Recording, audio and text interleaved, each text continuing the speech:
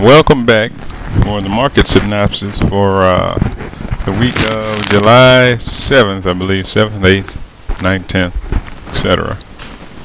Okay, I'm going to give you two recommendations for long-term traders and short-term traders. Here we're looking at the SPY, which is the NYSE. You see this 1, 2, 3, 4, 5, 6, 7 bar sell-off here. That's 7 bars of selling. For it to keep going, it's going to need a whole lot of power to sell and then continue with any reliability. Here you have a support 1, 2, and this is the third one. Unfortunately, all the selling has taken place, so a lot of the power that would be preferable to getting into a short has already been dispensated here. So to get in now short, if it goes under these two supports, it's not wise because much of the selling has already taken place. So one way or another, if it did break, and even if it goes a little ways, it's not going to go as far as it could have gone had not all this selling already taken place. Okay, let's go ahead and zoom in to the daily, and this extra one is simply a shadow, so we're really dealing with this one bar here, and you can tell that I guess on the last trading day people began to buy a little bit, and this represents the entire market, and people began to buy just a little bit, and basically if this exceeds 127.12 or 15, there's going to be what you call a buying pressure.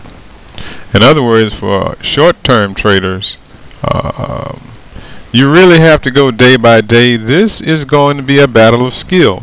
If you are not a skilled trader, you need to sit on your hands and wait until something extremely clear comes along. This is not extremely clear, and you have to be an expert at choosing which trade to participate in.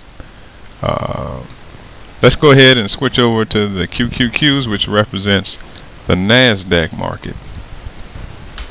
Almost the same daily as the SPYs as usual, but not the same.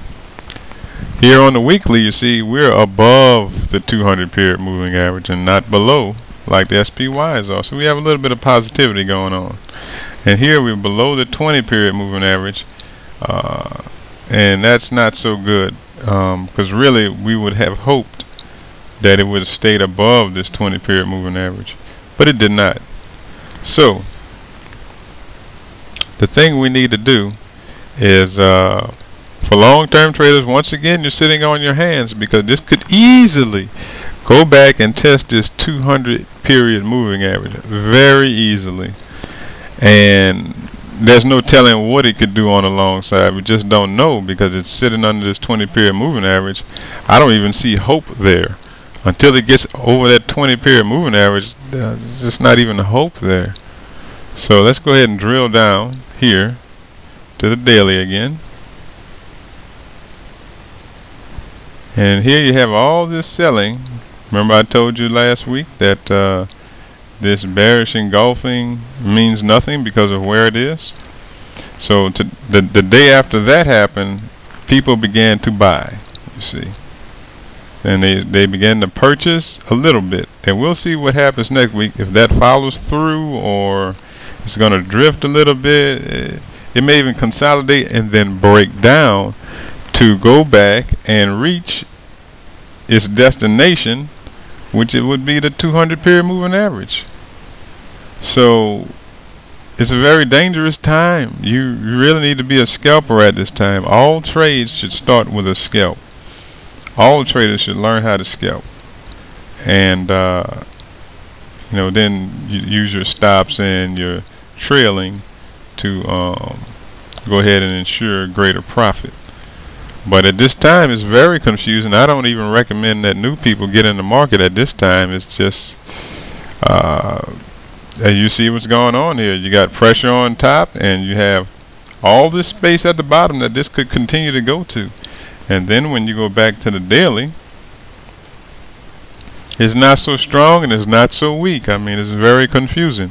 So all of that confusion is going to come over into this week, and perhaps, only perhaps, will this confusion be cleared up this week. We have no idea what will happen this week. But if the Qs exceed $45 and say 10 cents, as you can see here on the left, that the high is 45.08, then you're going to be under what I term a buying pressure. It doesn't mean that it's going to last, doesn't mean it's going to be strong, but it could easily reach this 20-period moving average one way or another. If it goes straight to it, that's interesting. If it just kind of kicks around and waits for it to come to it, well, that could happen as well, and those are the only two things I can see happening. As far as it continue to go straight down, I just highly doubt that at this time, especially with the NYSE market on the weekly at support, which means that people should be buying it soon. And not necessarily people, but institutions, because traders themselves we don't make up very much of the market. We like to think we have a big effect on the market, but we do not. Okay, and so for this being at support and all this selling already occurring, you would think some buying should come into the market. So there's no way to go long nor short long term. Short term, your picks must be extremely skilled. You have to know what you're looking for, and you cannot go against the thing that you are looking for.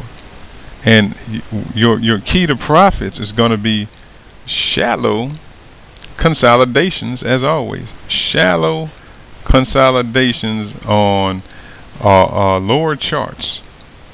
Okay, so I mean, it's and the skilled people know exactly what I'm talking about. So if you're a newbie, just kind of wait and see what happens when the Qs and the spiders start buying up again, and then you'll be able to gauge the interest in the American economy and the markets. Well, if you have any questions, go ahead, email me. If not, have a great day, and good luck trading this week, and everybody stay on the green side.